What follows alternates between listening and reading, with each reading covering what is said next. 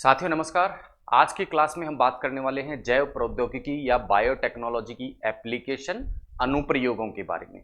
Biotechnology की application या अनुप्रयोगों के बारे में हम बात करें तो बायोटेक्नोलॉजी का वर्तमान समय में हमारे जीवन के प्रत्येक क्षेत्र में लगभग क्या किया जा रहा है, प्रयोग किया जा रहा है। यानी बायोटेक्नोलॉजी का जो प्रयोग क्षेत्र है वो बहुत ही डाइवर्स हो गया है। विविधतापूर्ण क्षेत्रों में बायोटेक्नोलॉजी का वर्तमान समय में प्रयोग किया जा रहा है। हम कह सकते हैं चाहे वो चिकित्सा का क्षेत्र हो, चाहे फसल उत्पादन का क्षेत्र हो, चाहे खाद्य उत्पादन का क्षेत्र हो, अपशिष्ट प्रबंधन हो या ऊर्जा उत्पादन, सभी क्षेत्रों में लगभग बायोटेक्नोलॉजी का जो प्रयोग है वो किया जा रहा है। आइए देखते हैं कि किन किन चीज़ों में बायोटेक्नोलॉजी का वर्तमान समय में प्रयोग किया जा रहा है। तो सबसे पहले इस प्रकार का प्रयोग किया जाता है जेनेटिकली मॉडिफाइड ऑर्गेनिज्म में। अब ये जेनेटिकली मॉडिफाइड ऑर्गेनिज्म क्या होते हैं, इन सभी की बात हम विस्तार से करेंगे। अभी हम केवल एक सूची देख रहे हैं कि कहाँ कहाँ बायोटेक्नोलॉजी का प्रयोग किया जाता है। इस सूची के बारे में जो हमारी क्लास आगे चलेगी, तब आगे बढ़ेगी, तब विस्तृत रूप से भी हम बात करने वाले हैं। सूची में दूसरा स्थान है जहाँ बायोटेक्नोलॉजी का प्रयोग होता है नेमेटोड रेजिस्टेंट तंबाकू का जो पादप है उसे बनाने में भी बायोटेक्नोलॉजी के सिद्धांतों का प्रयोग किया जाता है। इसी प्रकार कृत्रिम इंसुलिन, जिसे जेनेटिकली इंजीनियर्ड इंसुलिन कहते हैं, वो भी बायोटेक्नोलॉजी का प्रयोग करते हुए ही बनता है।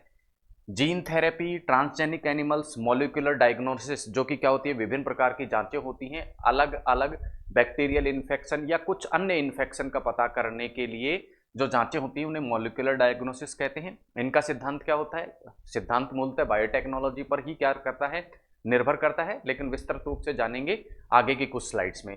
इसी प्रकार बायोटेक्नोलॉजी का कुछ अन्य क्षेत्रों में भी क्या किया जाता है, वर्तमान समय में प्रयोग किया जाता है। सभी को आज की क्लास में हम विस्तृत रूप से समझने वाले हैं। लेकिन बायोटेक्नोलॉजी का जो प्रयोग है अलग अलग क्षेत्रों में समझने से पहले हमें बायोटेक्नोलॉजी का एक मूल सिद्धांत समझना होगा। और बायोटेक्नोलॉजी की मूल सिद्धांत की यदि हम बात करें तो वो मूल सिद्धांत किस पर निर्भर है, जेनेटिकली मॉडिफाइड डीएनए पर निर्भर है, या हम कह सकते हैं जेनेटिक मटेरियल डीएनए पर निर्भर है। अब ये सब जो डीएनए आता है, ये डीएनए क्या होता है, इस डीएनए को कहते हैं जेनेटिक मटेरियल। क्या कहते हैं, जेनेटिक मटेरियल। अब ये जेनेटिक मटेरियल किस प्रकार से बायोटेक्नोलॉजी का मूलभूत सिद्धांत है, यदि उसके पीछे की वजह हम देखें तो हम पाएंगे कि चाहे कोई पादप हो, चाहे कोई जीव हो, चाहे कोई भी सजीव प्राणी हो, उसके जितने भी लक्षण होते हैं, सभी सजीवों के जितने भी लक्षण होते हैं वो किसके कारण होते हैं, जेनेटिक मटेरियल के कारण होते हैं। और वो जेनेटिक मटेरियल जो होता है वो या तो डीएनए होता है या फिर आरएनए होता है। और इस डीएनए और आरएनए पे जो जीन्स स्थित होते हैं वो जीन्स ही प्रत्येक लक्षण के लिए उत्तरदायी होते हैं। जैसे किसी व्यक्ति की आंखों का रंग क्या है, नीला है, तो उसका कारण क्या होगा, डीएनए में स्थित कोई ना कोई जीन होगा। इसी प्रकार किसी व्यक्ति को में इंसुलिन का प्रोडक्शन नहीं हो रहा है तो उसका कारण क्या होगा, डीएनए में कोई ना कोई खराबी होगी, यानी डीएनए से संबंधित किसी जीन में कोई ना कोई खराबी होगी। तो हम कह सकते हैं प्रत्येक जीव का कोई भी लक्षण जो होता है वो किस पर निर्भर करता है, डीएनए पर निर्भर करता है। अब पहला प्रश्न तो ये उठता है कि शरीर में ये डीएनए स्थित कहाँ पर होता है जिसके द्वारा सभी लक्षणों को क्या किया जाता है, नियंत्रित किया जाता है। तो हम कह सकते हैं कि डीएनए जो स्थित होता है वो शरीर की मूलभूत इकाई में स्थित होता है। अब शरीर की मूलभूत इकाई जो होती है वो क्या होती है, कोशिका। क्या होती है, कोशिका। अब कोशिका में भी ये कहाँ स्थित होता है, तो कोशिका के अंदर यदि हम देखें तो एक केंद्रक नाम की संरचना पाई जाती है। कोशिका के अंदर केंद्रक, और केंद्रक के अंदर क्या होते हैं, डीएनए स्थित होता है। किस रूप में, गुणसूत्र के रूप में। और इस गुणसूत्र या डीएनए पर ही क्या होते हैं, जीन्स स्थित होते हैं। और ये जीन्स ही समस्त लक्षणों के लिए क्या होते हैं, उत्तरदायी होते हैं। तो ये था मूल सिद्धांत किसका, बायोटेक्नोलॉजी का। हमने समझा कि प्रत्येक सजीव के जो भी लक्षण होते हैं वो किस पर निर्भर करते हैं, डीएनए पर निर्भर करते हैं। डीएनए की अवस्थिति केंद्रक में, केंद्रक कहाँ, कोशिका में, जो कि शरीर की क्या है, मूलभूत इकाई है। अब बायोटेक्नोलॉजी का सिद्धांत इस पे किस प्रकार निर्भर करता है, बायोटेक्नोलॉजी क्या परिवर्तन इसमें करती है, या किस प्रकार से ये डीएनए बायोटेक्नोलॉजी में प्रयुक्त होता है, उसकी यदि हम बात करें तो जैसा मैंने आपको बताया कि शरीर के समस्त लक्षणों को कंट्रोल करने वाला जो एलिमेंट है वो कौन है, डीएनए। अब देख लेते हैं डीएनए की संरचना की किस प्रकार से कंट्रोल करता है। तो देखिए डीएनए की संरचना को यदि हम देखें तो डीएनए क्या है? एक द्विकुंडलित संरचना है। वास्तविक रूप से ये इस प्रकार से पाया जाता है, कुंडलित रूप में पाया जाता है, लेकिन यदि सरलतम रूप में इसको हम दर्शाएं तो ये इस प्रकार से दो श्रृंखलाओं से मिलकर बना होता है। इन्हें क्या कह दिया जाता है? इसीलिए इसकी संरचना को क्या कह देते हैं? द्विकुंडलित संरचना कह देते हैं। यानी कि दो कुंडल, दो श्रृंखलाएं, एक श्रृंखला ये, एक श्रृंखला ये, दो श्रृंखलाएं हो गई। अब ये जो श्रृंखलाएं होती हैं, इन श्रृंखलाओं में क्या होती हैं? कुछ बेसिक यूनिट्स होती हैं। अब वो बेसिक यूनिट्स की यदि हम बात करें तो वो बेसिक यूनिट सबसे पहले यदि यहां देखें तो क्या होता है? सबसे पहले फॉस्फेट, फिर उसके बाद में शुगर, फिर उसके बाद में वापस फॉस्फेट, फिर शुगर, फिर फॉस्फेट। तो इस प्रकार से ये बैकबोन होती है, वो तो किसकी बनी हुई है? Phosphate sugar, phosphate sugar, phosphate sugar. दूसरी श्रृंखला में भी इसी प्रकार फॉस्फेट होगा, फिर शुगर या शर्करा होगी, फिर फॉस्फेट, फिर शुगर, फिर फॉस्फेट। ठीक है, इस प्रकार की दो श्रृंखलाएं होंगी। अब ये श्रृंखलाएं भी आपस में क्या होंगी? जुड़ी हुई होंगी। और ये किसके माध्यम से जुड़ी हुई होती है? बेस के माध्यम से।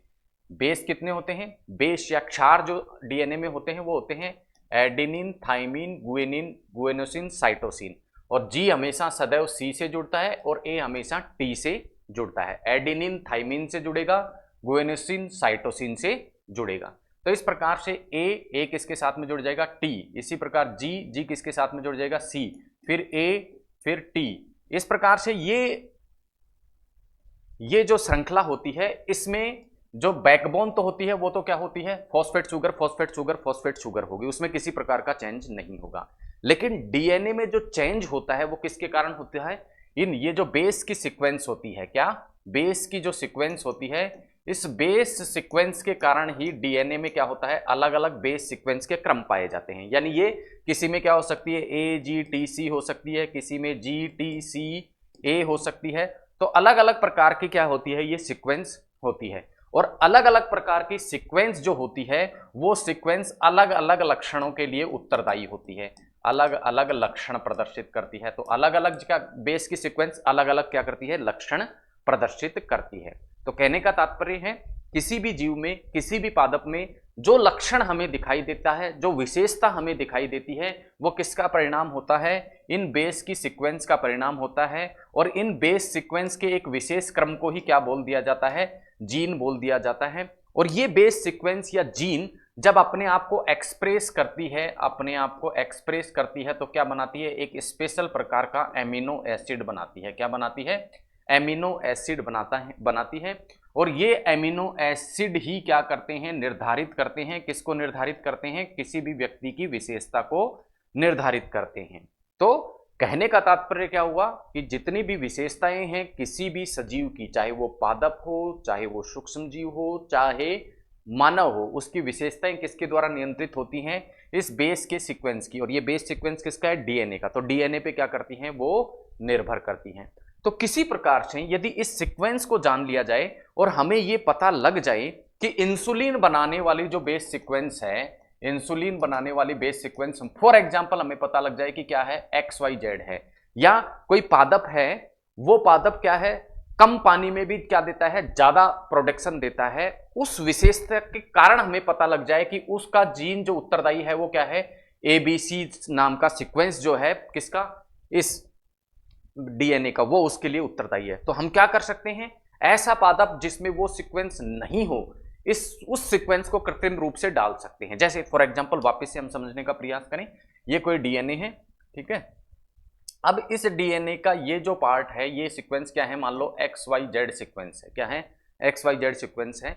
और पता लग गया कि जिस व्यक्ति में XYZ सीक्वेंस उपस्थित है वो क्या कर रहा है? इंसुलिन का क्या कर रहा है? प्रोडक्शन कर रहा है, और उसके डायबिटीज नहीं हो रही। अब कोई दूसरा डीएनए, कोई दूसरे व्यक्ति का डीएनए है, उसमें ये XYZ नाम की जो सीक्वेंस है वो उपस्थित नहीं रहती। इसका परिणाम क्या होगा? इंसुलिन का प्रोडक्शन नहीं होगा। उसमें क्या नहीं होगा? इंसुलिन का प्रोडक्शन भी यहां पे नहीं होगा। अब क्या किया जाए कि कृत्रिम रूप से इस XYZ सीक्वेंस को बना लिया जाए, और बना के कहां डाल दिया जाए? यहां डाल दिया जाए। तो क्या होगा? ये जीन क्या होंगे? ये XYZ जीन यहां जाएंगे, और ये इंसुलिन का जो प्रोडक्शन नहीं हो रहा था वो होने लग जाएगा। ठीक है। तो इस सिद्धांत पर क्या करती है बायोटेक्नोलॉजी? क्या करती है? कार्य करती है। जो विशेषता जिस जीन के द्वारा प्रदर्शित करी जाए उस सीक्वेंस की पहचान करना, और कृत्रिम रूप से यदि उस जीन को वहां डाल दिया जाए जहां लक्षण प्रदर्शित नहीं हो रहे हैं, तो फिर वो लक्षण प्रदर्शित होने लग जाते हैं। इसी को बायोटेक्नोलॉजी के मूल सिद्धांत के रूप में हम समझ सकते हैं। अब ये दो रूपों में किया जा सकता है। देखिए, इंसुलिन चिकित्सा क्षेत्र में दो प्रकार के कार्य किए जाते हैं। एक तो क्या किया हमने, इंसुलिन कृत्रिम रूप से ही जिस व्यक्ति में नहीं बन रहा उसको इंजेक्शन के माध्यम से क्या कर दिया, दे दिया। और दूसरा उपाय क्या हो सकता है, इसमें व्यक्ति के शरीर में इंसुलिन नहीं बनने लगेगा, लेकिन इस इंसुलिन को कृत्रिम रूप से ऊपर से इंजेक्शन के माध्यम से रक्त में प्रवेश करा दिया जाएगा या टैबलेट के माध्यम से रक्त में प्रवेश करा दिया जाएगा। दूसरा तरीका क्या है, इंसुलिन प्रोडक्शन करने वाले जीन की पहचान करना और उससे संबंधित जीन का करेक्शन करके मानव के शरीर में ही इंसुलिन पैदा करने की क्षमता कर देना। तो मूलभूत सिद्धांत ये है किसका, बायोटेक्नोलॉजी का। आइए वापस से लौटते हैं हमारा जो मूल टॉपिक था जिसमें हम जैव प्रौद्योगिकी के अनुप्रयोगों के बारे में बात कर रहे थे। ये अनुप्रयोग किस पे निर्भर हैं, बायोटेक्नोलॉजी के एक मूल सिद्धांत पर निर्भर है, उसको हमने देख लिया। अब हम बात करेंगे सबसे पहले जेनेटिकली मॉडिफाइड ऑर्गेनिज्म की। आइए बात करते हैं जेनेटिकली मॉडिफाइड ऑर्गेनिज्म। ठीक है, अब जेनेटिकली मॉडिफाइड ऑर्गेनिज्म क्या हो सकते हैं, कोई भी पादप भी हो सकता है, कोई भी जंतु भी हो सकता है, और कोई भी क्या हो सकता है, बैक्टीरिया भी हो सकता है, कोई भी कवक भी हो सकता है। ठीक है, और ये जेनेटिकली मॉडिफाइड ऑर्गेनिज्म यानी इनके जेनेटिक मटेरियल का तात्पर्य या तो आरएनए होगा या डीएनए होगा। इसको क्या किया गया है, मॉडिफाई किया गया है। क्या किया गया है, मॉडिफाई किया गया है। मॉडिफाई क्यों किया गया है, क्योंकि इससे हमें विशेष लक्षण प्राप्त करने हैं, और उस विशेष लक्षण को प्राप्त करने के लिए इसको मॉडिफाई किया जाएगा। मॉडिफाई कैसे किया जाएगा, वो विशेष लक्षण वाले जीन लाके क्या कर दिए जाएंगे, वो जीन लाके किस में डाल दिए जाएंगे, इस डीएनए में डाल दिए जाएंगे। तो ये मॉडिफाई हो गया, इसीलिए इसको क्या कह दिया, जेनेटिकली मॉडिफाइड ऑर्गेनिज्म कह दिया। अब इस तरह का मॉडिफिकेशन क्या हो सकता है, पादप के डीएनए में भी हो सकता है, जंतु के डीएनए में भी, बैक्टीरिया के डीएनए में भी, और कवक के डीएनए में भी हो सकता है। और किस लिए किया जाता है, ये वांछित गुणों को प्राप्त करने के लिए किया जाता है। और वांछित गुण इससे क्या हो जाते हैं, जब प्राप्त हो जाते हैं तो इस प्रकार के जो ऑर्गेनिज्म होते हैं उन्हें क्या कह दिया जाता है, जीएमओ या जेनेटिकली मॉडिफाइड ऑर्गेनिज्म कह दिया जाता है। मुख्य रूप से ये कार्य जो किया जाता है वो पादपों में किया जाता है। मानव की जो जीन्स की सीक्वेंस है वो इतनी कॉम्प्लेक्स है कि उसको अभी पूरी तरीके से पढ़ा नहीं गया है। ये अभी तक पूरी तरीके से पता नहीं लगाया गया है कि कौन सी सीक्वेंस कौन से लक्षण के लिए उत्तरदायी होती है, इसलिए उस पर इतना कार्य नहीं हुआ है। लेकिन पादपों का जो डीएनए है उसमें कई प्रकार का सीक्वेंस जो है वो ज्ञात है और पता लिया गया है कि कौन सी सीक्वेंस से कौन सा लक्षण प्रदर्शित होता है। तो इसी कारण पादपों को जेनेटिकली मॉडिफाइड करके यानी उनके डीएनए, उन पादप कोशिकाओं के डीएनए को इस प्रकार से परिवर्तित किया जाता है कि वो पादप अब क्या हो जाता है, ज्यादा सूखा, ज्यादा बाढ़, ज्यादा ताप, ज्यादा लवणता सहने की क्षमता उसमें आ जाती है। यानी प्रतिकूल परिस्थितियों को सहने की क्षमता क्या आ जाती है, उसमें आ जाती है। साथ ही साथ उसे कम उर्वरक, यानी कम उर्वरक का मतलब कम फर्टिलाइजर, कम कीटनाशक, कम पेस्टिसाइड की आवश्यकता होती है।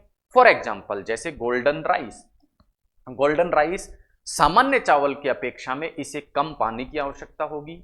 ठीक है, सूखा पड़ेगा तो भी ये हो सकता है, बाढ़ की स्थिति में भी इसकी पैदावार अच्छी रहेगी। ये कीटों के लिए भी प्रतिरोधी होगा और इसे उर्वरक या फर्टिलाइजर भी क्या होंगे, कम चाहिएंगे। और साथ ही साथ इसका जो फल आएगा, इसका जो दाना आएगा वो भी अपेक्षाकृत मोटा होगा, यानी उसमें पोषक तत्व भी क्या होंगे, अधिक होंगे। तो इस प्रकार से हम देख सकते हैं कि गोल्डन राइस जो है उसमें विटामिन ए नाम का पोषक तत्व क्या होगा, अधिक होगा। इसी प्रकार का एक अन्य उदाहरण है बीटी कॉटन, जिसमें पेस्टिसाइड या कीटों की प्रतिरोध क्षमता होती है। अब ये कीटों की प्रतिरोध क्षमता सामान्य जो कॉटन का पादप होता है, सामान्य जो कपास होती है उसके पादप जो होते हैं, सामान्य कपास के जो पादप होते हैं, उस सामान्य कपास के पादपों में कीट प्रतिरोधकता नहीं होती। कीट प्रतिरोधकता नहीं होने का परिणाम क्या होगा, उस फसल को कीट क्या कर सकते हैं, खराब कर सकते हैं। लेकिन जैसे ही इस सामान्य कपास में क्या कर दिया जाएगा, ऐसा जीन डाल दिया जाए जो जीन प्रतिरोधकता के लिए उत्तरदायी हो, तो कीट प्रतिरोधी जीन यदि इसमें डाल दिया जाए तो क्या होगा, उसका परिणाम क्या होगा, हमारे पास में सामान्य जो कपास है उसकी जगह अब वो जो कपास आ जाएगा वो कैसा हो जाएगा, जेनेटिकली मॉडिफाइड कपास, ठीक है, जिसे जीएम कॉटन बोल देते हैं या बीटी कॉटन भी इसे बोल देते हैं। अब ये बीटी कॉटन इसे नाम क्यों दिया गया, इसको विस्तार से समझने का प्रयास करते हैं, और कौन सा जीन ऐसा होता है जो क्या करता है, कीट प्रतिरोधकता उत्पन्न करता है, उसको भी समझने का प्रयास करते हैं। तो आइए देखते हैं बीटी कॉटन, जो कि क्या है, जेनेटिकली मॉडिफाइड कॉटन है। इसका फर्क सामान्य जो कॉटन होता है, जनरल जो कॉटन का पादप होता है या सामान्य कपास का जो पादप होता है, उससे फर्क क्या होता है, इसमें कीट प्रतिरोधी क्षमता नहीं पाई जाती, जबकि इसमें कीट प्रतिरोधी क्षमता पाई जाती है। ये अंतर है, ये अंतर क्या है, फिनोटाइप का। लेकिन ये फिनोटाइप का अंतर यानी लक्षण, फिनोटाइप किसको बोलते हैं, लक्षण को। तो लक्षण कौन सा हुआ, एक में कीट प्रतिरोधी क्षमता पाया जाना, एक में नहीं पाया जाना। तो अच्छा कौन सा होगा, जिसमें पाई जाएगी। तो पाए जाने के लिए क्या करना पड़ेगा, इसके जेनेटिक मटेरियल को क्या करना पड़ेगा, चेंज करना पड़ेगा, यानी इसके डीएनए में किसी ना किसी प्रकार का परिवर्तन करना पड़ेगा। और डीएनए में क्या परिवर्तन करना पड़ेगा, इसमें इसके डीएनए में उस जीन के लिए उत्तरदायी सीक्वेंस को डालना पड़ेगा जो कीटों के लिए क्या हो, प्रतिरोधी कोई पदार्थ बना दे। उस प्रकार की जीन का पहचान करके वो इसमें डाल दिया जाए तो बीटी टॉक्सिन बन जाएगा। तो सबसे पहली चीज तो क्या होगी कि बीटी कॉटन जो होता है वो कीटों के प्रति प्रतिरोधी होता है, यानी कीट उस पर असर नहीं करते, कीटों द्वारा वो पादप खराब नहीं किया जा सकता। अब ये जो कीट प्रतिरोधकता का गुण इस बीटी कॉटन को प्राप्त होता है, तो मैंने आपको बताया कोई भी लक्षण, कोई भी विशेषता किसके द्वारा प्राप्त होती है, जेनेटिक मटेरियल के द्वारा प्राप्त होती है। और जेनेटिक मटेरियल में भी किसके द्वारा, एक स्पेसिफिक जीन होता है, एक स्पेसिफिक सीक्वेंस होती है, उसके द्वारा प्राप्त होती है। और ये जो जीन जो कि कीट प्रतिरोधकता का गुण प्रदान करता है बीटी कॉटन को, वो कौन सा होता है, बीटी टॉक्सिन जीन। तो बीटी टॉक्सिन जीन को किसी ना किसी तरीके से यदि कपास के डीएनए में डाल दिया जाए तो क्या हो जाएगा, हमें कपास किस प्रकार का प्राप्त हो जाएगा, कीट प्रतिरोधी कपास प्राप्त हो जाएगा। तो पहले क्या करना पड़ेगा, इस बीटी टॉक्सिन से संबंधित जो जीन है उसकी सीक्वेंस की पहचान करनी पड़ेगी। ठीक है, तो क्या करना पड़ेगा, पहले हमें सीक्वेंस देखनी पड़ेगी कि जीन की ऐसी कौन सी सीक्वेंस है, या हम कह सकते हैं बेस, जो डीएनए में क्षार होते हैं उनकी ऐसी कौन सी सीक्वेंस है जो क्या करती है, किसके लिए उत्तरदायी होती है, कीट प्रतिरोधकता का गुण प्रदान कर सकती है। ठीक है, और ये कीट प्रतिरोधकता का गुण प्राप्त करने के लिए वो सीक्वेंस कहां से हमें लेनी पड़ेगी। तो इस बारे में जब रिसर्च की गई तो ये पाया गया कि एक बैक्टीरिया होता है, कौन सा बैक्टीरिया होता है, बैसिलस थ्यूरिजेनेसिस नाम का एक जीवाणु या बैक्टीरिया होता है। इस बैसिलस थ्यूरिजेनेसिस नाम का जो बैक्टीरिया है, उसका जो जेनेटिक मटेरियल होता है, उसका जो आरएनए होता है, उसमें एक सीक्वेंस होती है। क्या होती है, एक सीक्वेंस होती है। और ये जो सीक्वेंस होती है, ये कौन सी सीक्वेंस होती है, क्राई सीक्वेंस होती है। कौन सी सीक्वेंस होती है, क्राई सीक्वेंस इसको बोलते हैं। और इस CRY सीक्वेंस के CRY1AB, CRY2AB और CRY1AC, ये तीन प्रकार की जो सीक्वेंस होती है किसमें, इस बैसिलस थ्यूरिजेनेसिस बैक्टीरिया में, वो किसके लिए उत्तरदायी होती है, कीट प्रतिरोधकता के लिए क्या उत्तरदायी होती है। तो सबसे पहले तो क्या कर लिया गया, बैसिलस थ्यूरिजेनेसिस नाम का जो बैक्टीरिया है वो क्या कर लिया गया, उसमें एक जीन की पहचान कर ली गई जो किसके लिए उत्तरदायी होती है, कीट प्रतिरोधकता के लिए। अब क्या किया जाएगा, इसमें से इस सीक्वेंस को निकाल दिया जाएगा और कॉटन का जो डीएनए है उसमें डाल दिया जाएगा। तो उससे क्या हो गया, अब जो डीएनए हमारे पास में होगा वो जेनेटिकली मॉडिफाइड होगा। तो इसीलिए इसको जीएमओ फसल बोल देते हैं, क्योंकि ये अब क्या हो जाता है, जेनेटिकली मॉडिफाइड ऑर्गेनिज्म हो जाता है। लेकिन इसे एक स्पेशल नाम दिया गया, कौन सा, बीटी कॉटन। और वो स्पेशल नाम देने का कारण क्या है, क्योंकि इसके लिए जो जो कीट प्रतिरोधकता के लिए जो जीन प्राप्त किया गया वो किससे प्राप्त किया गया, बैसिलस थ्यूरिजेनेसिस बैक्टीरिया से प्राप्त किया गया। ये जीन इसमें डाल दिया गया। ये जीन डाल देने के कारण क्या बनेगा, ये एक ऐसा पदार्थ बनाएगा जो कीट प्रतिरोधकता के लिए उत्तरदायी होगा। यानी ये जो सीक्वेंस जो कि कॉटन के डीएनए में डाली गई है वो एक स्पेशल प्रोटीन बनाती है। कौन सा प्रोटीन बनाती है, एक ऐसा प्रोटीन बनाती है जो क्या करता है, जब जैसे ही कीट उस पादप के पास आएंगे तो अब उस पादप में क्या है, कौन से पादप में, कॉटन के पादप में, कॉटन के प्लांट में क्या है, ये वाला सीक्वेंस है। ये वाला सीक्वेंस क्या बना देगा, एक प्रोटीन बना देगा। और ये प्रोटीन क्या करता है, कोई भी कीट जो होता है उसके गले में फंसकर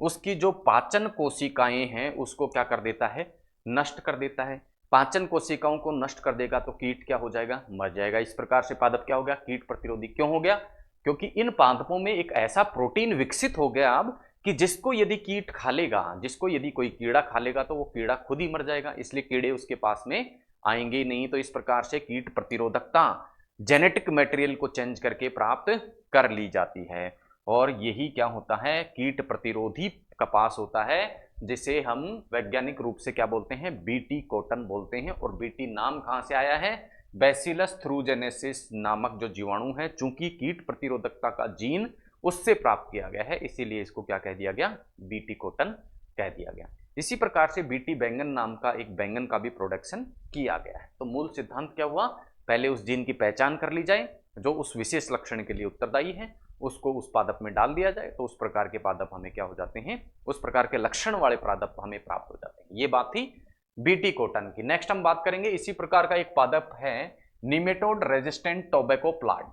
अब निमेटोड क्या होते हैं, एक प्रकार के कीट होते हैं। आप सामान्य भाषा में इसे क्या समझे, ये एक प्रकार के कीट होते हैं जो कि क्या करते हैं, तंबाकू का जो पादप है उसे क्या कर देते हैं, खराब, तंबाकू के पादप को खराब कर देते हैं।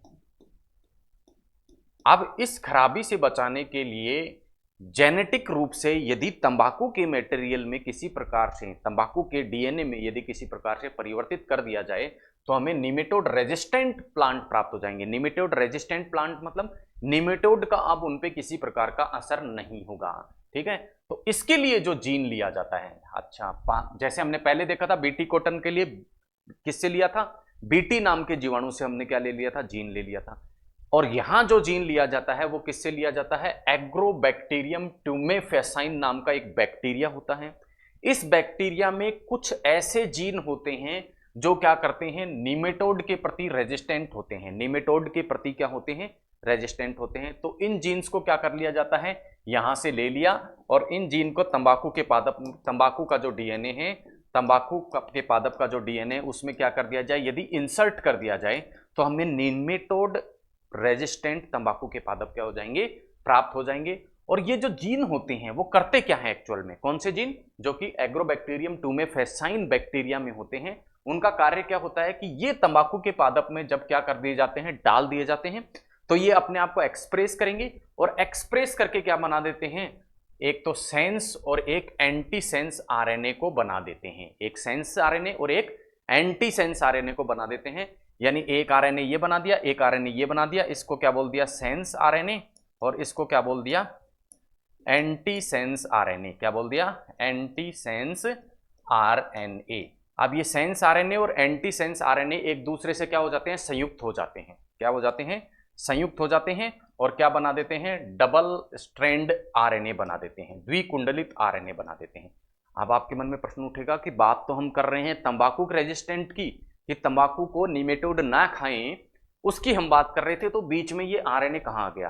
तो ये आरएनए ही क्या करता है, ऐसी शक्ति प्रदान करता है तंबाकू के पादप को जिससे इसको निमेटोड ना खाएं। कैसे करेगा, क्योंकि ये डबल स्ट्रैंड आरएनए अब क्या कर देता है, जो निमेटोड का, ठीक है, ये जो निमेटोड जिसके प्रति हम प्रतिरोधकता प्राप्त करने जा रहे हैं, ये एक प्रकार का कीड़ा है। इस कीड़े के जो मैसेंजर आरएनए को, मैसेंजर आरएनए क्या करेगा, इस कीड़े का जो भी फंक्शन होगा वो किसके द्वारा नियंत्रित होता है, इस कीड़े के मैसेंजर आरएनए के द्वारा। तो इस कीड़े के फंक्शन को यदि हमें रोकना है, निमेटोड के फंक्शन को हमें रोकना है, तो हमें क्या करना पड़ेगा, एक ऐसी चीज चाहिए जो इसके फंक्शन को रोक दे। और वो फंक्शन रोकने के लिए ये डबल स्ट्रैंड आरएनए, जो कि हमने जेनेटिकली रूप से क्या किया है, मॉडिफाइड करके प्राप्त किया है। कैसे, क्योंकि हमने तंबाकू के पादप में क्या डाल दिया, एग्रोबैक्टीरियम ट्यूमेफेसाइन जीन डाल दिया। वो जीन ये डबल स्ट्रैंडेड आरएनए बना देगा। अब ये डबल स्ट्रैंडेड आरएनए क्या करेगा, रोक देगा किसको, निमेटोड के मैसेंजर आरएनए को रोक देगा, इसके काम को रोक देगा, निष्क्रिय कर देगा। और जैसे ही निमेटोड का मैसेंजर आरएनए निष्क्रिय हो जाएगा, नष्ट हो जाएगा, निमेटोड आगे विकसित ही नहीं हो पाएंगे, कीड़े आगे विकसित नहीं हो पाएंगे। तो इस प्रकार तंबाकू में किसी प्रकार का निमेटोड या कीड़ा नहीं लगेगा। यह सिद्धांत किसका था, निमेटोड रेजिस्टेंट टोबैको प्लांट प्राप्त करने का। ये बात हुई दूसरे प्रकार के जेनेटिकली मॉडिफाइड ऑर्गेनिज्म की। नेक्स्ट हम बात करते हैं सबसे महत्वपूर्ण, जो कि परीक्षा में पूछा भी गया है, आरएएस की जो मुख्य परीक्षा है इसमें पूछा हुआ ये प्रश्न है, 5 नंबर का ये प्रश्न पूछा गया था कि जेनेटिकली मॉडिफाइड इंसुलिन क्या होता है। अब देखिए, हमने कहा था कि प्रत्येक व्यक्ति में प्रत्येक लक्षण, चाहे व्यक्ति में हो चाहे जीव में हो, वो किसके द्वारा व्यक्त किया जाता है, किसी ना किसी जीन के द्वारा। इसी प्रकार मानव शरीर में अग्नाशय की जो कोशिका होती है, मान लो ये क्या है, अग्नाशय की कोशिका है, उस अग्नाशय की कोशिका में एक डीएनए होगा और उस डीएनए पे एक स्पेसिफिक जीन होगा जो किसके लिए उत्तरदायी होगा, इंसुलिन बनाने के लिए उत्तरदायी होगा। अब मान लो किसी व्यक्ति में ये सीक्वेंस क्या है, नहीं है, तो उस व्यक्ति में इंसुलिन नहीं बनेगा। क्या नहीं बनेगा, इंसुलिन नहीं बनेगा। तो ऐसे व्यक्ति में यदि इंसुलिन नहीं बनेगा तो इंसुलिन का कार्य क्या होता है, इंसुलिन का कार्य होता है रक्त से ग्लूकोज को छानना, रक्त से ग्लूकोज को छानना या ग्रहण करना। और रक्त से ग्लूकोज को ग्रहण करेगी यदि कोई भी, रक्त से यदि ग्लूकोज को ग्रहण कर लिया जाएगा तभी ये किसके पास में पहुंचेगा, सेल्स के पास में पहुंचेगा और उनको ऊर्जा प्रदान करेगा। अन्यथा ये ग्लूकोज मूत्र के साथ बाहर निकलना चालू कर देगा। तो उसके लिए जो एंजाइम चाहिए वो कौन सा चाहिए, इंसुलिन चाहिए। और जब इस प्रकार की स्थिति बन जाती है कि ग्लूकोज एब्जॉर्ब नहीं हो पा रहा है रक्त में से, तो उस स्थिति को क्या बोल देते हैं हम, डायबिटीज बोल देते हैं, मधुमेह बोल देते हैं। तो मधुमेह से बचाने वाला जीन एक्चुअल में कौन सा है, इंसुलिन है। और ये इंसुलिन बनता कैसे है, सामान्य शब्दों में हम कहें तो अग्नाशय की कोशिकाओं में एक स्पेसिफिक जीन होता है जो इंसुलिन को बनाने के लिए उत्तरदायी होता है। अब किसी व्यक्ति में ये नहीं बनता है तो उसके लिए उपाय क्या है, एक उपाय तो ये है कि अग्नाशय की जितनी भी कोशिकाएं हैं उनमें क्या कर दिया जाए, इस सीक्वेंस को डाल दिया जाए जो इंसुलिन को बनाती है। लेकिन क्या ये इतना सरल कार्य है, सरल कार्य क्यों नहीं है, क्योंकि यदि आप देखेंगे मानव शरीर में एक ऊतक होता है, एक टिश्यू होता है जिसको हम क्या बोलते हैं, पैंक्रियाज या अग्नाशय बोलते हैं, पैंक्रियाज या अग्नाशय इसको बोलते हैं। अब इस अग्नाशय किससे मिलकर बना होता है, अग्नाशय की छोटी छोटी सेल्स से मिलकर बना होता है।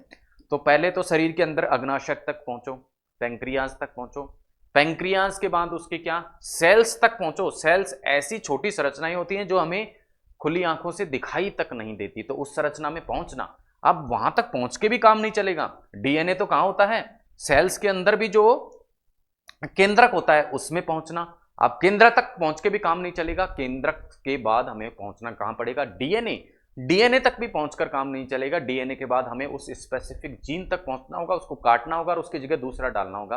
तो इस प्रकार का कार्य वर्तमान समय में संभव नहीं हो पाया है। क्यों नहीं हो पाया है, क्योंकि बहुत ही छोटे सूक्ष्म स्तर पर जाकर यह कार्य करना पड़ता है। इसलिए क्या कराया गया कि इंसुलिन को कृत्रिम रूप से उस व्यक्ति को दिया जाता है जिसमें इंसुलिन पैदा नहीं कर पाती, कौन सी, ये पैंक्रियास सेल्स।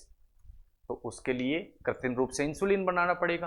तो कृत्रिम इंसुलिन जो बनाया जाता है वो भी किसके माध्यम से बनाया जाता है, बायोटेक्नोलॉजी के सिद्धांतों के माध्यम से बनाया जाता है। और ये जो कृत्रिम इंसुलिन बनाया जाता है इसमें 2 चेन होती हैं। कितनी चेन होती है, 2 श्रृंखला या 2 चेन होती हैं।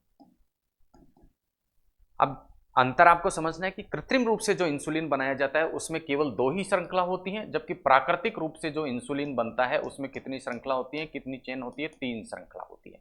बात कर रहे हैं हम कृत्रिम इंसुलिन की, तो कृत्रिम इंसुलिन में हम देखेंगे 2 चेन हमने बताई कि कितनी चेन होती है, 2 चेन। एक चेन को बोला जाता है चेन ए और दूसरी चेन को बोला जाता है चेन बी। ठीक है, चेन जो ए होती है, अब ये चेन ए, अब हम देखते हैं कि जितने भी प्रकार के हार्मोन, इंसुलिन भी क्या है, एक हार्मोन है। और लगभग सभी प्रकार के जो हार्मोन होते हैं वो एक्चुअल में होते क्या हैं, प्रोटीन होते हैं। क्या होते हैं, प्रोटीन होते हैं। अब प्रोटीन की जो यूनिट होती है वो होती है एमिनो एसिड। एमिनो एसिड यानी एमिनो एसिड मिलकर क्या बनाते हैं, प्रोटीन बनाते हैं। तो कहने का तात्पर्य हुआ हार्मोन जो बनाया जाएगा वो किसके द्वारा बनाया जाएगा, एमिनो एसिड द्वारा आपस में जुड़कर बनाया जाएगा।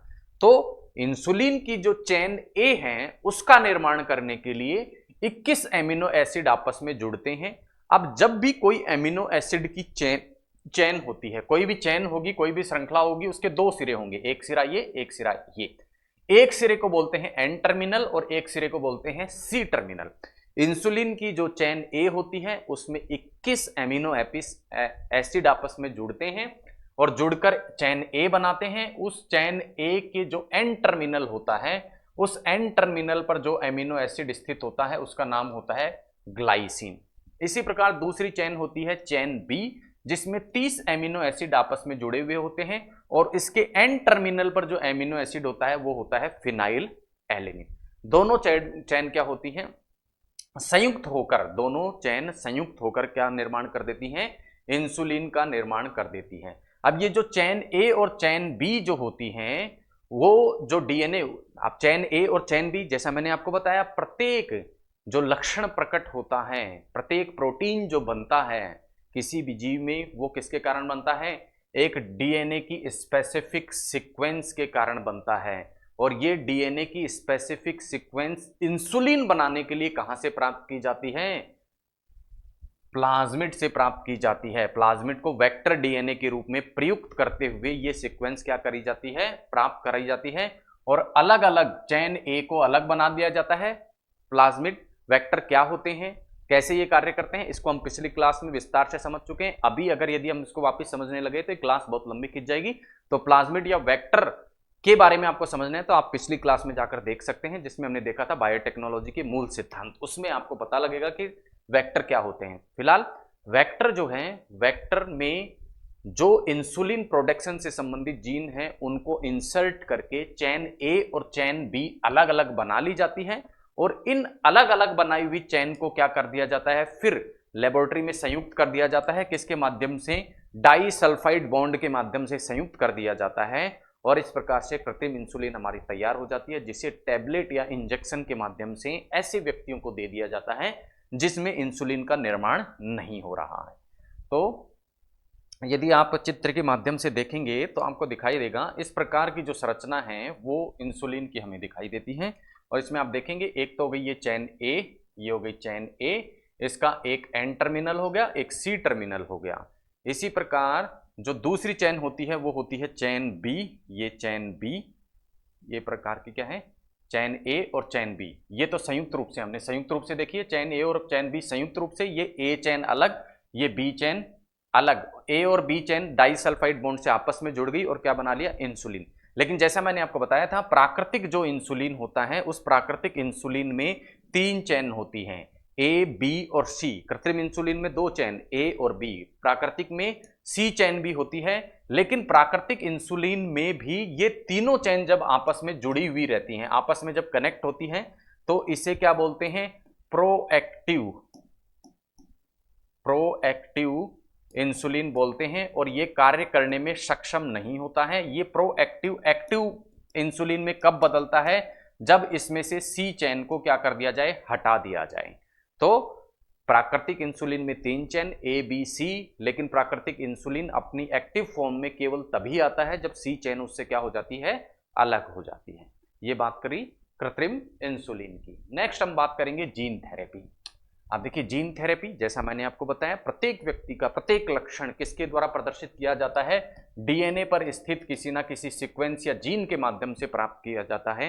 अब यदि कोई रोग किसी व्यक्ति के है, जैसे फॉर एग्जाम्पल डायबिटीज है, मधुमेह है, किस कारण है, ये जीन जो कि इंसुलिन बनाता है वो उसमें उपस्थित नहीं है।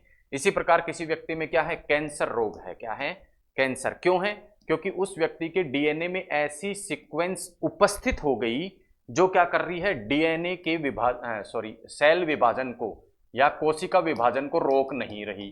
कोशिका विभाजन रुकता नहीं। और वो रुकता क्यों नहीं है, क्योंकि उसमें एक स्पेसिफिक जीन है जो क्या दे रहा है, संदेश दे रहा है किसको, कि विभाजित होते जाओ। यही तो कैंसर है, ठीक है।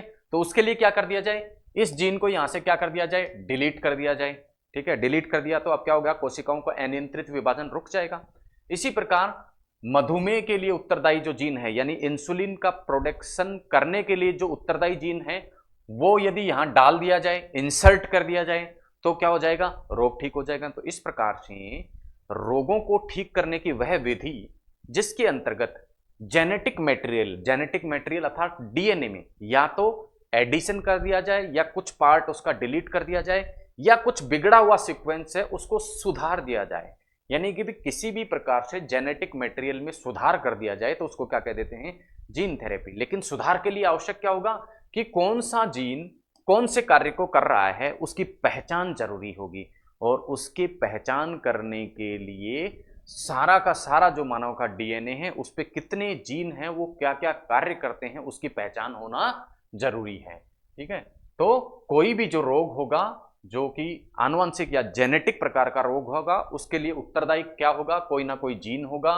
वो जीन अपने आप को एक्सप्रेस नहीं कर पाएगा या गलत तरीके से एक्सप्रेस करेगा, या तो वो जीन हो ही नहीं, यदि जीन हो तो जो उसका कार्य है प्रॉपर वो ना करके कोई दूसरा प्रोडक्ट वो बनाने लग जाता है, तो उसके कारण आनुवंशिक रोग होते हैं। इनके इलाज के लिए क्या किया जा सकता है, उस जीन को पहचान लिया जाए और किस प्रकार से ये जीन कार्य करता है उसकी पहचान कर ली जाए और उस खराबी को दुरुस्त कर दिया जाए, तो वो सारे की सारी प्रक्रिया क्या कहलाएगी, जीन थेरेपी कहलाती है। और जीन थेरेपी का प्रयोग करने के लिए पूरे जीन की सीक्वेंस और उसके संबंधित लक्षण हमें मालूम होना चाहिए, लेकिन वो अभी तक पूरी तरीके से ज्ञात नहीं है।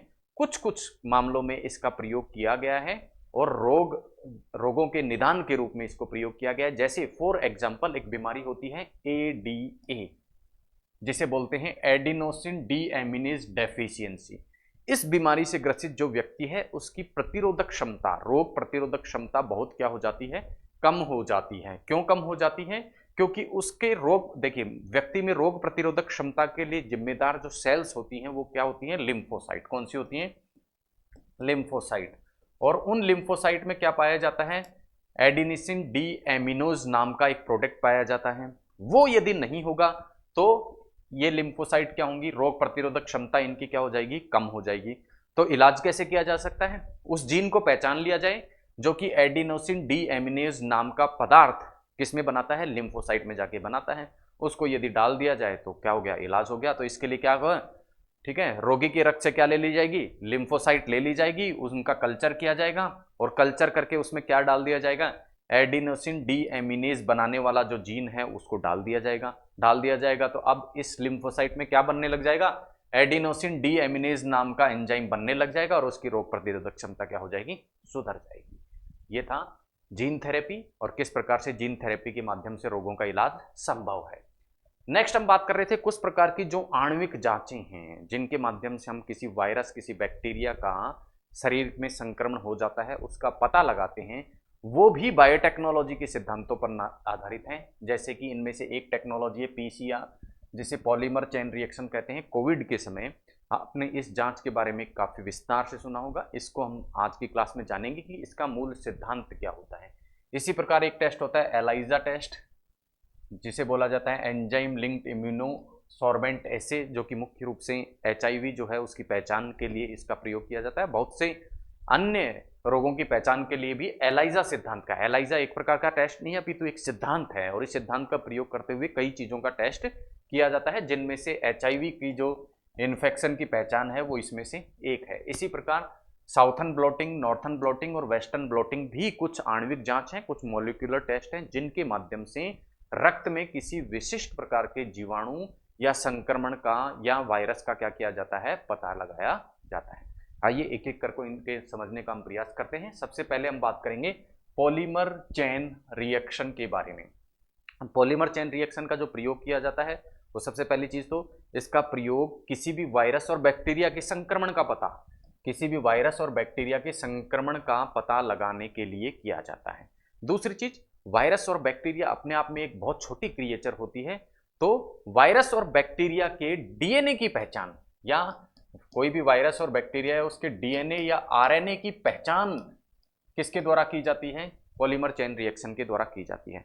तो पॉलीमर चेन रिएक्शन में के द्वारा आरएनए और डीएनए की जांच करके ये पता लगाया जाता है कि एक स्पेसिफिक वायरस या बैक्टीरिया उपस्थित है या नहीं। जैसे कोविड के समय जो कोविड का जो टेस्ट था वो किस पर निर्भर था, पॉलीमर चेन रिएक्शन सिद्धांत पर निर्भर था। और उसमें गले से सैंपल लेके क्या किया गया था, गले से सैंपल लिया, उस सैंपल में क्या था, वायरस यदि उपस्थित होगा तो वायरस उपस्थित होगा तो वायरस का डीएनए भी उपस्थित होगा, उस डीएनए की पहचान इस पॉलीमर चेन रिएक्शन के द्वारा कर ली जाती है। तो मूल सिद्धांत क्या हुआ पॉलीमर चेन रिएक्शन का, कि वायरस या बैक्टीरिया के जेनेटिक मटेरियल, वो जेनेटिक मटेरियल डीएनए भी हो सकता है, आरएनए भी हो सकता है, उसकी क्या कर ली जाती है, पहचान कर ली जाती है। ठीक है, अब ये जो डीएनए और आरएनए होता है किसी भी वायरस या बैक्टीरिया का, ये जैसे ही वायरस या बैक्टीरिया मानव के शरीर में प्रवेश करता है, ये बैक्टीरिया का डीएनए और आरएनए अपना रूप भी परिवर्तित कर सकता है, रूप परिवर्तन भी कर सकता है। ये जो रूप परिवर्तन होता है वो क्या कहलाता है? म्यूटेशन। तो आपने समाचार पत्रों के माध्यम से जब कोविड 19 का समय था आपने पढ़ा होगा कि कोविड 19 के वायरस के अलग अलग फॉर्म आपने पढ़ा होगा, और आपने पढ़ा होगा म्यूटेशन के कारण ये वायरस और खतरनाक हो गया। तो म्यूटेशन का तात्पर्य क्या हुआ? जब डीएनए और आरएनए अपना प्रारूप परिवर्तित कर लिए तो उसे क्या कह देते हैं? म्यूटेशन कह देते हैं। अब ये जो पीसीआर चेन के द्वारा डीएनए की पहचान करके जो बैक्टीरिया और वायरस के संक्रमण का पता लगाया जाता है, उसमें यदि किसी प्रकार का म्यूटेशन हो जाता है तो भी वो पॉलीमर चेन रिएक्शन की जो जांच है उसके माध्यम से पता लग जाता है। तो पहली चीज तो क्या हुई? पॉलीमर चेन रिएक्शन किसकी जांच के लिए? वायरस या बैक्टीरिया के इन्फेक्शन की जांच के लिए। म्यूटेशन हो जाएगा वायरस बैक्टीरिया में, यानी वो अपना रूप परिवर्तित कर लेगा, तब भी पॉलीमर चेन रिएक्शन उसे पकड़ लेगी।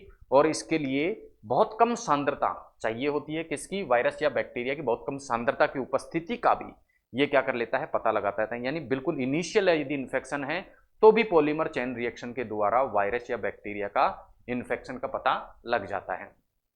अब कैसे पता लग जाता है? मैंने बताया आपको, डीएनए या आरएनए की क्या कर ली जाती है? पहचान कर ली जाती है। अब डीएनए और आरएनए की पहचान जो की जाती है वो कैसे की जाती है? पहले जो सैंपल लिया जाता है उस सैंपल को क्या किया जाता है? एम्प्लीफाइड किया जाता है। एम्प्लीफाइड मतलब उसका विस्तार किया जाता है। तो सैंपल लिया, उस सैंपल में क्या होगा? यदि वायरस का इन्फेक्शन या बैक्टीरिया इन्फेक्शन है तो उस वायरस का डीएनए और आरएनए उपस्थित होगा। अब उस डीएनए या आरएनए जो भी उपस्थित है उसका क्या किया जाएगा? एम्प्लीफिकेशन किया जाएगा, उसको विस्तार किया जाएगा। कैसे किया जाएगा? वो किया जाएगा पॉलीमर चेन रिएक्शन के माध्यम से। कैसे होता है आइए देखते हैं। यदि क्या है? डीएनए है, यदि क्या है? पॉलीमर चेन रिएक्शन के अंतर्गत क्या है? डीएनए, जेनेटिक मटेरियल क्या है? डीएनए है। तो क्या लिया जाएगा? डीएनए आपको पता है कि किस प्रकार की द्विकुंडलित संरचना है, तो इस द्विकुंडलित संरचना को पहले तो क्या किया जाएगा? तोड़ा जाएगा। इसे क्या बोलेंगे? डीनेचुरेशन। क्या बोलेंगे? डीनेचुरेशन। ये तो बात हुई डीएनए की। फिर उसके बाद में इसका करेंगे रीनेचुरेशन। रीनेचुरेशन मतलब जो टूटी हुई, अब तोड़ देंगे तो क्या हो जाएगा? इस प्रकार की दो अलग अलग चेन हमें मिल जाएंगी तोड़ने से। पहले जुड़ी हुई थी, ये अलग अलग डीनेचुरेशन के माध्यम से। अब क्या हुआ? जो टूटी हुई चेन है वो क्या होंगी? उन पर क्या लगाया जाएगा? प्राइमर लगाया जाएगा। अब ये प्राइमर क्या होता है? प्राइमर एक स्पेसिफिक सीक्वेंस होती है। किसकी स्पेसिफिक सीक्वेंस होती है? किसकी स्पेसिफिक सीक्वेंस होती है? वायरस या बैक्टीरिया का जो पूरक डीएनए होता है, पूरक डीएनए यानी जो इसके साथ में फिट हो जाए। तो ये जो चेन तोड़ी गई है वो यदि वायरस या बैक्टीरिया की होगी तो ये प्राइमर उसके साथ में काम करने लग जाएगा, यानी इसके साथ में फिट हो जाएगा। फिट हो जाएगा तो इसका मतलब वायरस या बैक्टीरिया प्रेजेंट है। फिट नहीं होगा तो ये श्रृंखला आगे नहीं बढ़ेगी। ये प्राइमर यदि फिट हो जाएगा तो प्राइमर आगे बढ़ते हुए इस श्रृंखला को क्या कर देगा? पूर्ण कर देगा। और इस प्रोसेस को बोलेंगे क्या? रीनेचुरेशन। रीनेचुरेशन यानी वापस से द्विकुंडलित संरचना बन जाएगी। इसी प्रकार दूसरी चेन पर भी प्राइमर के माध्यम से द्विकुंडलित संरचना बन जाएगी। तो यही है पॉलीमर चेन रिएक्शन का सिद्धांत कि सैंपल लिया जाएगा, उस सैंपल में यदि आरएनए या डीएनए है, उपस्थित है, तो क्या किया जाएगा? डीनेचुरेशन किया जाएगा। डीनेचुरेशन से दो अलग अलग श्रृंखलाएं मिल जाएंगी। किसकी? डीएनए की। उन श्रृंखलाओं पर प्राइमर लगाया जाएगा। प्राइमर यदि क्या है? अपने आप को विस्तारित करते हुए इस चेन के साथ में जुड़ जाता है तो क्या है? वायरस उपस्थित है, नहीं तो नहीं है। ये तो बात हुई किसकी? डीएनए के रूप में वायरस उपस्थित है, यानी वायरस का डीएनए यदि उपलब्ध है सैंपल में।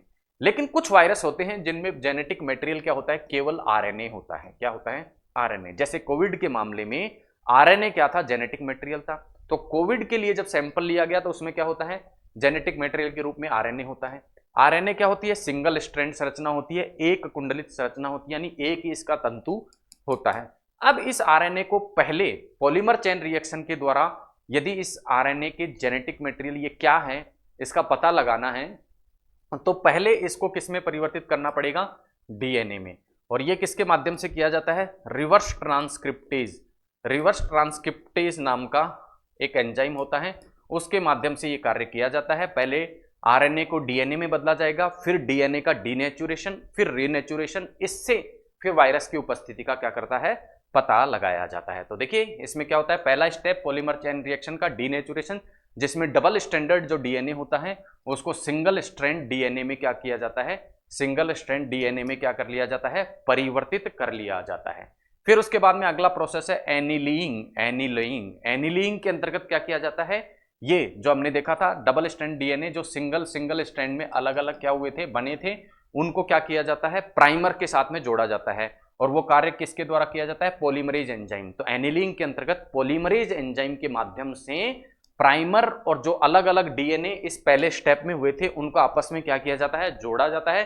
फिर उसके बाद आता है एक्सटेंशन फेज, जिसमें डबल स्ट्रैंड डीएनए का क्या किया जाता है, मल्टीप्लीकेशन किया जाता है और उसके आधार पर वायरस का पता लगाया जाता है। डायग्राम के माध्यम से समझने का प्रयास करते हैं।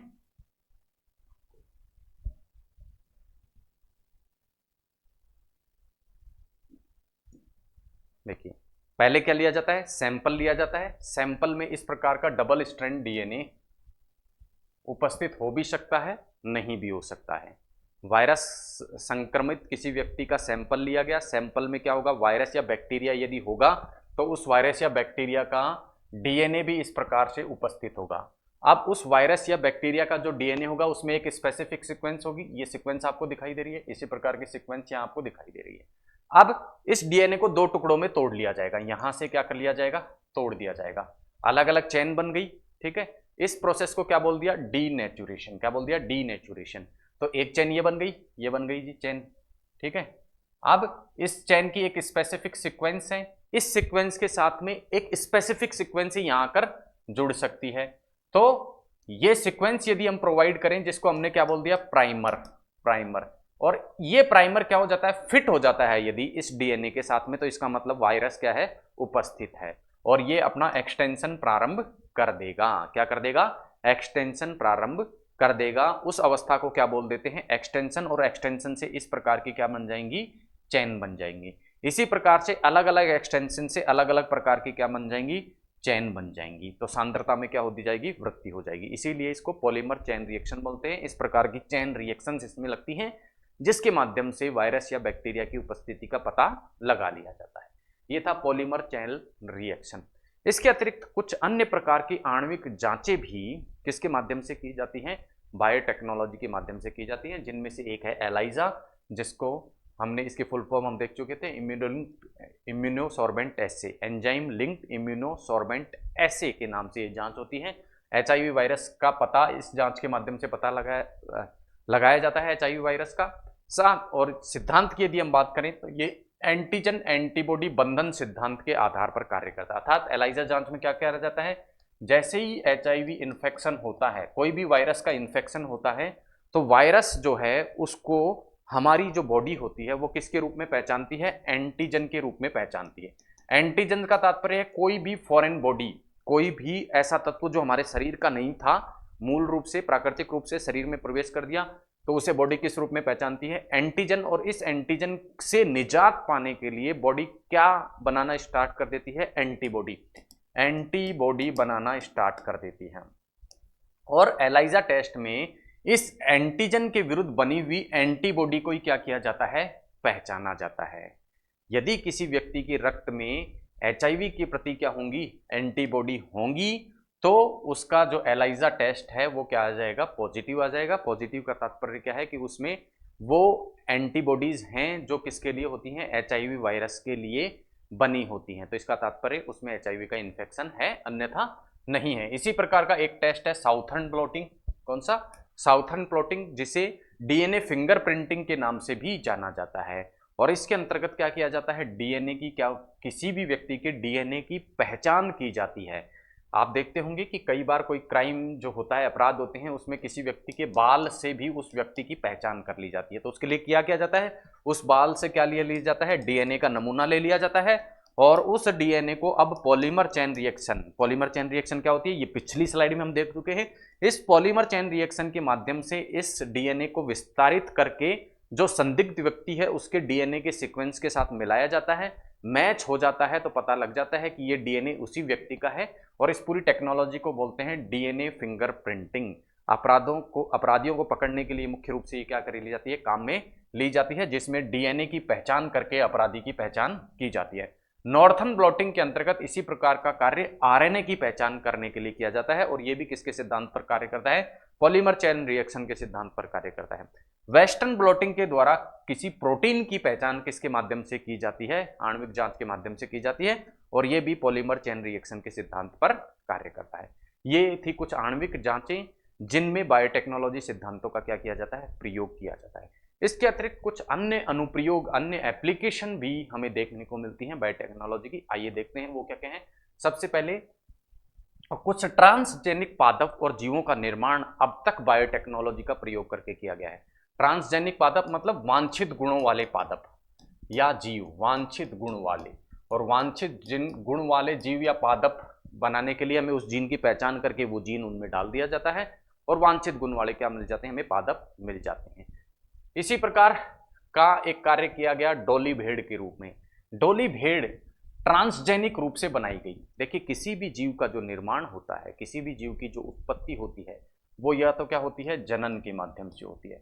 जनन के माध्यम से उत्पत्ति कैसे होगी कि पुरुष और मादा, पुरुष और मादा, चाहे कोई भी जीव हो, पुरुष और मादा की जो जनन कोशिकाएं होती हैं, वो जनन कोशिकाएं आपस में मिलकर क्या बना देती हैं, युग्मक बना देती हैं और उससे नए जीव का क्या होता है, निर्माण होता है। एक तरीका तो ये हो गया जो कि प्राकृतिक रूप से इस प्रकार से किसी भी जीव की उत्पत्ति होती है। दूसरा तरीका होता है ट्रांसजेनिक एनिमल्स बना लेना। उसके अंतर्गत ये जनन कोशिकाएं काम में नहीं आती, अपितु मानव शरीर में या किसी भी जीव के शरीर में दो प्रकार की कोशिकाएं होती हैं। एक तो जनन कोशिका जिन्हें जर्म सेल बोल देते हैं, और एक होती है कायिक कोशिका जिन्हें सोमेटिक सेल्स बोलते हैं। यदि सोमेटिक सेल्स का उपयोग करके किसी जीव की उत्पत्ति कर दी जाए तो वो ट्रांसजेनिक पादप कहलाता है या ट्रांसजेनिक जीव कहलाता है, जैसा कि डोली भेड़ के मामले में किया गया। प्राकृतिक रूप से हम देखते हैं कि किसी भी जीव की उत्पत्ति कैसे होती है, जर्म सेल्स के माध्यम से होती है, जनन कोशिकाओं के माध्यम से, उनके मिलन से होती है। लेकिन यहाँ सोमेटिक सेल्स के द्वारा ही या कायिक कोशिकाओं के द्वारा ही क्या किया जाता है, जनन को अंजाम देके नए जीव का निर्माण कर दिया जाता है। जैसे डोली भेड़ का किया गया, ये पहला ऐसा क्लोन था जो मानव के द्वारा बनाया गया था। कौन? डोली भेड़। कब बनाया गया? 5 जुलाई 1996 को पहली बार बनाया गया। रोसलिंग इंस्टीट्यूट द्वारा इसका क्या किया गया था, निर्माण किया गया था। हालांकि 2003 में ही ये आर्थराइटिस और फेफड़ों की बीमारी के कारण ये डोली भेड़ जो है इसकी मृत्यु हो गई थी। इस प्रकार का एक जो प्रश्न है वो आरएएस की प्री परीक्षा में पूछा गया है कि डोली भेड़ की जो मृत्यु थी उसका कारण क्या था। तो मृत्यु का कारण क्या था? आर्थराइटिस और फेफड़ों की बीमारी। और जैसा मैंने आपको बताया, जब ट्रांसजेनिक पादप बनाए जाते हैं तो उसमें कायिक कोशिकाओं के माध्यम से भी नए जीव का निर्माण कर दिया जाता है। इसी प्रकार का कार्य किया गया था डोली भेड़ में भी। डोली भेड़ में जो भेड़ थी उसकी कायिक कोशिका ली गई और उस कायिक कोशिका का केंद्रक लेके उस पर इलेक्ट्रिक शॉक लगाया गया और सामान्यतः भेड़ का जो अंडा है उससे युग्मक बनाने के लिए या संतान उत्पत्ति के लिए हमें क्या देना पड़ता था? नर युग्मक। नर युग्मक जो है उससे यदि हम मादा युग्मक यानी भेड़ के अंडे का क्या कर दिया जाए, मिलन करा दिया जाए, तो नई भेड़ का निर्माण होता था, उत्पत्ति होती थी। लेकिन यहां क्या किया गया, अंडा तो भेड़ का लिया गया, लेकिन जो नर युग्मक है उसकी जगह भेड़ की कायिक कोशिका का जो केंद्रक है वो लिया गया और इलेक्ट्रिक शॉक से इसमें इसको प्रवेश करा दिया गया। उससे क्या हुआ, जाइगोट बना, युग्मनज बना, जो कि सामान्यतः भी बनता है। और उस युग्मनज से फिर क्या हुआ, मादा गर्भाशय में उस युग्मनज को इम्प्लांट कर दिया गया और डोली भेड़ का जन्म जो है वो 5 जुलाई 1996 को इस तकनीकी के माध्यम से हुआ। इसी प्रकार की एक और ट्रांसजेनिक भेड़ का निर्माण पॉली एंड मोली नाम से किया गया। जॉर्ज चार्ले नाम से एक बैल का निर्माण, बैल की उत्पत्ति इसी टेक्निक के माध्यम से की गई। टेट्रा बंदर, फ्लावर शावर नाम के टमाटर, फ्लावर शावर नाम के जो टमाटर थे उनमें टमाटर क्या होते थे, उनका जो कद होता था या मोटाई होती थी वो अधिक होती थी और जो टमाटर होते थे वे अपेक्षाकृत स्वादिष्ट होते हैं। तो वो भी किसके माध्यम से किया गया, जेनेटिक इंजीनियरिंग के माध्यम से या ट्रांसजेनिक प्रकार का ये पादप इसे हम कह सकते हैं। इसी प्रकार नीफे नाइट्रोजन फिक्सेशन जीन्स हैं, उनके माध्यम से कृत्रिम रूप से नाइट्रोजन फिक्सेशन की क्षमता किसमें ला देना, प्लांट्स में। नाइट्रोजन फिक्सेशन प्लांट्स के द्वारा क्या किया जाता है, सहजीविता के माध्यम से किया जाता है। उनकी जड़ों में रहने वाले जीवाणु जो होते हैं वो उसे नाइट्रोजन प्रोवाइड कराते हैं, लेकिन यदि हम जेनेटिकली मॉडिफाइड या ट्रांसजेनिक पादप बढ़ा दें तो वहां उनमें कृत्रिम रूप से नाइट्रोजन फिक्सेशन जीन यदि डाल दिया जाए तो उनको नाइट्रोजन स्थिरीकरण की क्षमता उनमें आ जाती है। इसी प्रकार रोजी नाम की एक जो गाय है वो भी ट्रांसजेनिक पादप के रूप में बनाई गई थी, जिसके दूध में लैक्टोब्लोमिन प्रोटीन जो है उसकी मात्रा जो थी वो अधिक थी। इसी प्रकार सुपरबग नाम से पर्यावरण प्रदूषण को खत्म करने वाले कृत्रिम जीवों का निर्माण भी किसके माध्यम से किया जा सकता है? ट्रांसजेनिक टेक्नोलॉजी के माध्यम से किया जाता है। तो ये थे बायोटेक्नोलॉजी के कुछ प्रमुख प्रमुख उपयोग। नेक्स्ट हम बात करते हैं कि बायोटेक्नोलॉजी का विकास हुआ, प्रयोग में ली जाने लगी विभिन्न क्षेत्रों में, लेकिन उससे संबंधित कुछ मुद्दे सामने आते हैं। क्या मुद्दे होते हैं आइए देखते हैं। जैव प्रौद्योगिकी से संबंधित मुद्दे। सबसे पहले हमने जैव प्रौद्योगिकी का प्रमुख उपयोग देखा था, जेनेटिकली मॉडिफाइड फसल हमने बनाई थी जिसमें बीटी कॉटन एक नाम प्रमुख रूप से हमने देखा था। लेकिन इस बीटी कॉटन का कीटों के लिए तो ये प्रतिरोधी हैं, अच्छे गुण भी इनमें हैं, पोषण की मात्रा भी इनमें अधिक है, लेकिन पर्यावरण पर ये किस प्रकार से प्रभाव डालेंगी, जो नेचुरल साइकिल है पर्यावरण की उसको किस प्रकार से ये प्रभावित करेंगी वो अभी अज्ञात है। इसीलिए बीटी जो फसलें हैं या जेनेटिकली मॉडिफाइड जो फसलें हैं उन पर रोक फिलहाल लगा दी गई है। इसी प्रकार जेनेटिक इंजीनियरिंग या हम कह सकते हैं बायोटेक्नोलॉजी के सिद्धांत का प्रयोग करते हुए क्या कर दिया जाता है, जो मानव भ्रूण होता है उसको क्या कर दिया जाता है, लैब में ही क्या कर लिया जाता है, IVF technology, in vitro fertilisation के माध्यम से जो युग्मनज है या जाइगोट है उसको मानव शरीर से बाहर ही क्या कर लिया गया, तैयार कर लिया गया। अब कई बार इस जाइगोट को क्या कर दिया जाता है, किसी तीसरी व्यक्ति जो ना तो इसका माता है ना इसका पिता है, उसके अलावा अन्य तीसरी जो महिला है उस महिला के गर्भाशय में इसको क्या कर दिया जाता है, आरोपित कर दिया जाता है। यदि किसी महिला के गर्भाशय में गर्भ धारण की क्षमता नहीं है तो उसको संतान प्राप्ति के लिए वो क्या करती है, अपने अंडाणु देके और अपने पति के शुक्राणु के माध्यम डोनेट करके क्या कर लेते हैं, आईवीएफ के माध्यम से जाइगोट तैयार कर लिया जाता है। लेकिन यदि महिला की जो गर्भाशय है उसमें गर्भ धारण की क्षमता नहीं है तो उसके लिए क्या कर दिया जाता है, कृत्रिम रूप से गर्भाशय किसी से उधार लिया जाता है और इस प्रकार के उधार को क्या बोलते हैं, सैरोगेट मदर, यानी अंडाणु या फिर कह सकते हैं एग तो अन्य महिला का, लेकिन उस एग के माध्यम से जो जाइगोट बना है उसको गर्भाशय या उसको अपने गर्भ में पालने का कार्य किसी और महिला का यदि किया जाए तो जो महिला अपने गर्भाशय में क्या करती है, पालती है उस भ्रूण को, उसे क्या कह दिया जाता है, सैरोगेट मदर। अब जो बच्चा होगा उस पर किसका अधिकार होगा, सैरोगेट मदर का या वास्तविक उसकी जो माँ है जिसके एग के माध्यम से उसकी उत्पत्ति हुई है, किसका अधिकार होगा, ये भी एक विधिक प्रश्न क्या हो बन सकता है। तो इस प्रकार के कुछ कोर्ट केसेस भी न्यायालयों के सामने आए हैं। तो ये भी एक प्रश्न उठता है किसके लिए, जैव प्रौद्योगिकी के बारे में। इसी प्रकार बायोपायरेसी का एक प्रश्न भी खड़ा होता है बायोटेक्नोलॉजी का प्रयोग करते समय। क्यों? क्योंकि बायोटेक्नोलॉजी में प्राकृतिक रूप से किसी वनस्पति से क्या करा जाता है, कुछ संसाधन लिए जाते हैं और वो संसाधनों पर किसका हक होगा उसका भी निर्धारण नहीं हो पाता। इस प्रकार अवैध रूप से जो प्राकृतिक संसाधन है उनका प्रयोग किया जाने लगता है, इसको बायोपायरेसी कहते हैं। इसके अलावा किसी जेनेटिकली मॉडिफाइड जो प्रोडक्ट बनेगा उस पर किसका अधिकार होगा, किसका पेटेंट होगा, इससे संबंधित कुछ मुद्दे भी सामने आते हैं। तो जेनेटिक इंजीनियरिंग या बायोटेक्नोलॉजी के उपयोग हमने देख लिए और उपयोग के बाद में हमने देखा कि कुछ विवादास्पद प्रश्न भी हमारे सामने उसके लिए आते हैं, उनका जो निर्णय है वो किस प्रकार से होगा, ये भी एक चुनौती बायोटेक्नोलॉजी के क्षेत्र में है। फिलहाल हम देख चुके हैं कि किस प्रकार से बायोटेक्नोलॉजी मानव के लिए उपयोगी है, मानव के जीवन के प्रत्येक क्षेत्र को किस प्रकार से बायोटेक्नोलॉजी ने प्रभावित किया है, उसमें गुणवत्ता प्रदान की है, या कुछ नुकसान भी यदि बायोटेक्नोलॉजी होते हैं तो उनके बारे में भी हमने बात की।